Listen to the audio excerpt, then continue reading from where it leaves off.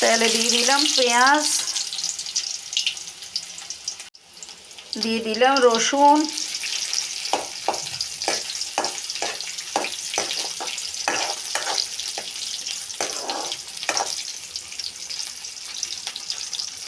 ভেজে নিব একটু। দিয়ে দিলাম শুটকি,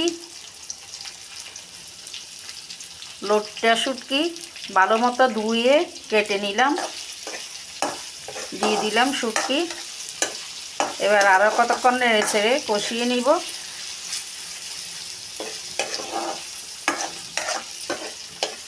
তরকারিটা কিন্তু অনেকটাই স্বাদ হয়, কষানোর উপরে নির্ভর করে।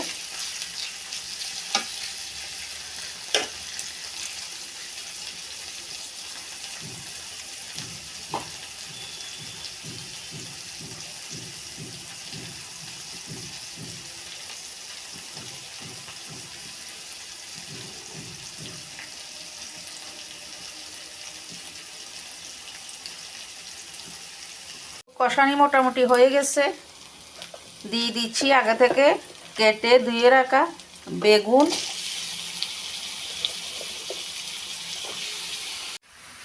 সব বেগুন দিয়ে দিলাম।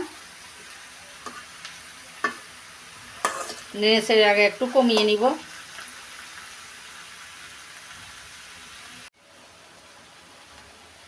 দিয়ে দিলাম কাঁচামরিচ কাটা, দিয়ে দিলাম হলুদ গুঁড়া।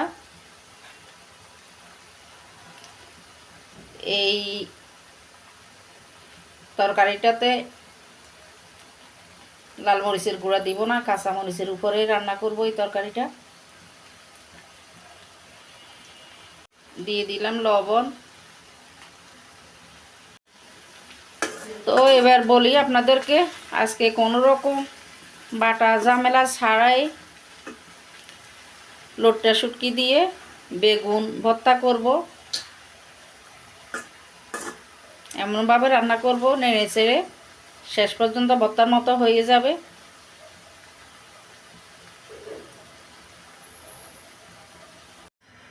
বানাতে খুবই সাধারণ, মশলাও বেশি লাগে না।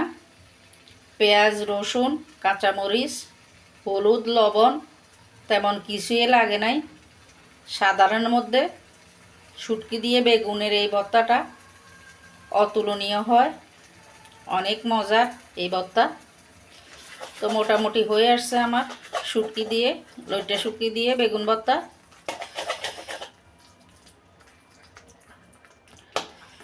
কোনো বাটার ঝামেলা নাই, কিছু নাই, একদম সহজ রেসিপি, কিন্তু খেতে অসাধারণ। হয়ে গেল আমার লোট্টা শুটকি দিয়ে বেগুন ভর্তা।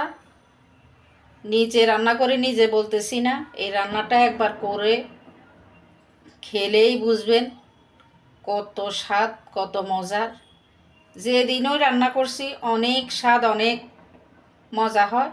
তো কোনো দিন এই রেসিপিটা শেয়ার করি নাই, ভাবলাম শেয়ার করি, আপনারাও রান্না করে খেতে পারবেন। মানে স্বল্প খরচে সাধারণ রেসিপিতে অনেক মজার একটা তরকারি।